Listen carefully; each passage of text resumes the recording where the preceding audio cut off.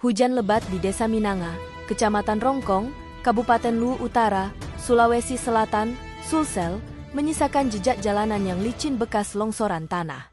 Akses jalan utama di desa tersebut terputus menyebabkan warga sempat terisolir dan mengalami kesulitan dalam meminta bantuan. Tetapi, Kepala Badan Penanggulangan Bencana Daerah, BPBD, Sulsel, Amson Padolo bersama Bupati Luwu Utara, Andi Abdullah Rahim dan Wakil Bupati Jumail Mapile terus berupaya untuk mengunjungi langsung korban yang terdampak.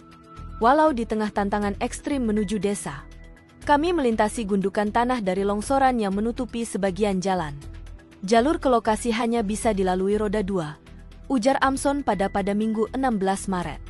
Dibutuhkan waktu sekitar 3 jam untuk melewati ketinggian 1.500 meter di atas permukaan laut.